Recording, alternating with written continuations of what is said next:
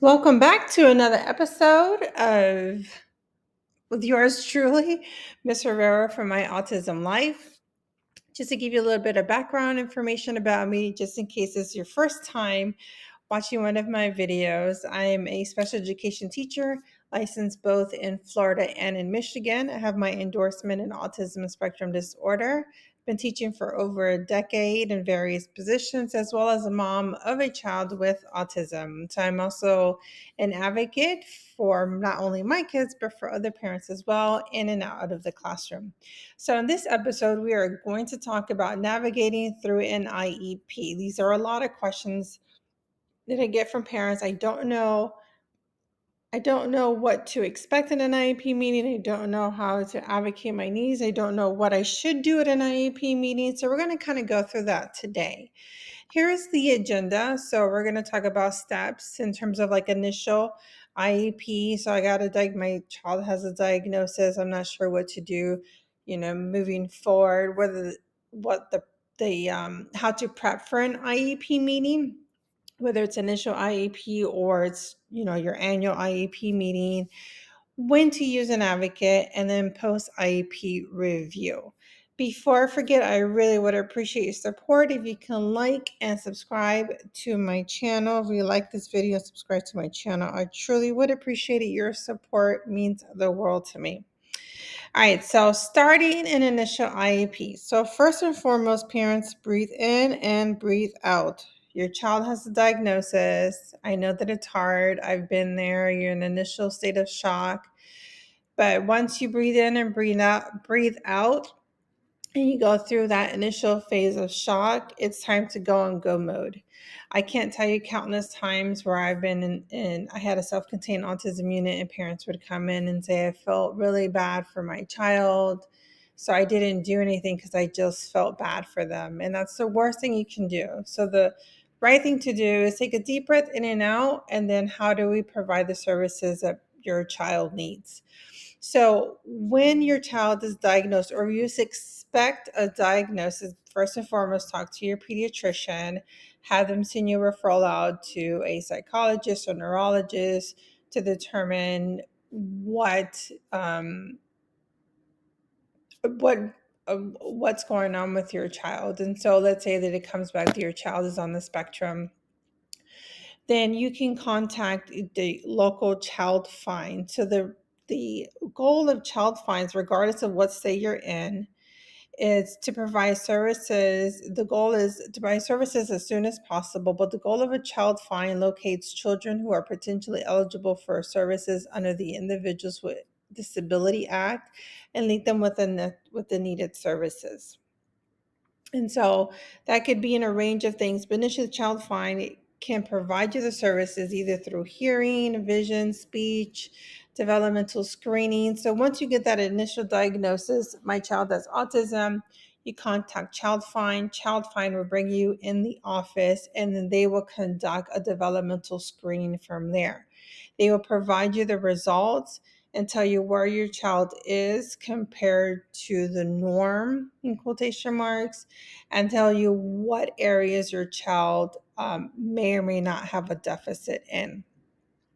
So, so that's first and foremost. So once you contact Child Find, the next step after they do the initial evaluation is they locate services or provide services. I know in Florida, when my son went through Child Find, we were able to get speech therapy coming to the house. So we also got occupational therapy. So they'll provide you with some lists of resources and places that you can get in-home therapy or an outside facility. They can also recommend some ESC pre-K programs that is obviously it's pre-K, but it's specifically meant for children who have some type of developmental delayed, regardless of what the label is just some type of developmental delay. So it is free. That's a great thing about the ESC pre-K is completely funded, so you don't have to pay for it. And they can also provide you suggestions of like local support groups. So you're not alone. So most importantly, once you get that diagnosis, contact your local child find. Your physician, your pediatrician may have it. If not, I would just Google it. Child find in the area. and they can help you set up the initial evaluation that you need so you can qualify for these services. What's really important to know is that the first 5 years are the most important. Most important. And before I forget, Child Find is free. They do not charge you to do these evaluations. So make sure you follow through, parents. All right, so now you're at an IEP meeting, whether this is an initial or this is an annual IEP meeting. As parents, we need to make sure that we prepped ourselves. So there's some list of things that you need to bring with you as updated medical information. For instance, like my son has seizures, suffers from absence seizures, so I typically tell him when was the last seizure that he had, and any updated medical information. It also requires a health plan for the school. My son has emergency medication at school in the event that he has a seizure. And he also has some allergies. So it's really important to bring that to the meeting as well. As a parent, you're supposed to receive at least 10-day notice when your child's IEP meeting is scheduled. So once you receive that notice, go ahead and ask for your child's records. Probably asking, well, what exactly do those records contain? It can contain like progress monitoring, any data they have. Does the student have any behavioral referrals? I would like to see them. Any updated testing. You can also ask for a draft copy of the IEP. As a special education teacher, I always ask that to parents, would you like a draft? If parents say yes, I have to work with other team members. Let's say that I have a speech pathologist on the team or occupational therapist. I usually tell them, hey, parents want a draft meeting so we can make sure that we have a draft completed ahead of time for you. It's not required, but if parents ask, and you have a right to ask, hey, can I have a copy of the draft IEP meeting? My son just recently had an IEP meeting and I asked for a draft copy. So I kind of went through some things that I felt that needed to be changed. It also limits surprises and allows you to see what's going to be discussed. Another thing that you want to do is confirm who will be attending. And also, if you're going to bring anyone, make sure you let them know, hey, I'm going to bring an advocate, or I'm going to bring, if you're divorced, you're bringing, the child's father or grandparents or whatever, whoever you would like to invite. They can never deny you from bringing anyone. That's really important to know. They can never deny you from bringing anyone.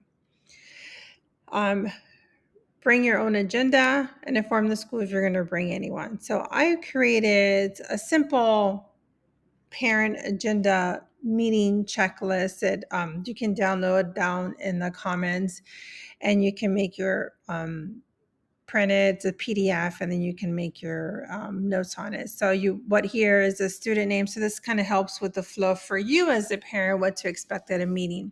So you would write your student name, the school, the date, and these are records for you to keep, the time of the meeting, the participants. Did the school provide you access to procedural safeguards? So when you are given the meeting notice, you should automatically receive procedural safeguards. These procedural safeguards tells you as a parent what are your rights and what are your child's rights. That's kind of it's a whole big legal packet, but essentially it's your rights as a parent of a child with that is on an IEP or 504, and what is your child's rights. And they can, in the event that your child gets suspended and has an IEP, you know what to expect. Did you bring an advocate? And if you did, what is the advocate information? Is it in your, when you receive this procedural safeguard, was it in your native language? And so now we start going over the guidelines, like get updates from child's teacher and service providers about their recent performance. And this can be inclusive of academics, emotional behavior supports, are they transitioning in the classroom, just any updates. And then were you able to express all your concerns about your child's education and performance, progress, services, settings? Share what you think that your child needs and how are they doing in those situations. So if your child, let's say, is in a regular classroom, do you feel that do you feel that the current setting is successful? Do you feel that they need some resource time? Do they need additional services in the classroom? maybe they're not transitioning well, then one question I would ask is, are they being provided a visual schedule? Are they being told ahead of time of any changes? So you want to make sure that you're communicating as a parent what you feel is working, what you feel is not working, and get that information from the school as well. They should be providing that to you. The school reviews results and recommendations of your child's recent evaluation. So let's say that you're not even doing a 3-year evaluation, but it's just an annual, but they still should be providing you some recent evaluation reports, such as recent testing, district and state testing. How did your child compare to the district scores and state scores? If this is an initial, you should receive a copy of the initial evaluation. Anytime that you have an evaluation done by the school psychologist, as a parent, you should receive a copy of it. And then give feedback from the team about any results or recommendations that either they're providing or that you're providing. All right, the next step is ask. So important. So my biggest thing I tell my son is that the answer is always no unless you ask. So make sure you're asking questions. So some things could be, the school developed an IEP for my student identifying blank as a primary disability classification. So if your child is, they had an initial evaluation and they determined that your child qualifies for language impairment. What does that mean? Ask what exactly does that mean? How is language impairment different from speech impairment? Speech impairment is more for articulation. Language impairment is more for how we process information. And then you want to talk about the services. Is it going to be, when you talk about inclusion, what does inclusion mean? Does that mean they're going to be in a regular classroom with regular students, non-disabled peers for X amount of hours in a day? So ask. If you don't know, I always say just ask, hey, I need some clarifications. I don't understand. And find out if the school is willing to agree or consider your request. So if you're asking for change, write down what that change is and is the school giving you some pushback.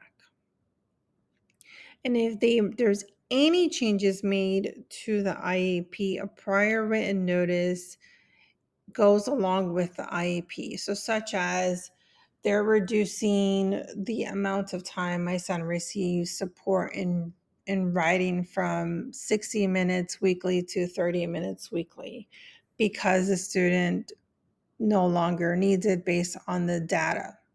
And the data could be that they scored a 4.5 on the recent district testing, or they're scoring really well in the classroom. And here are some work samples.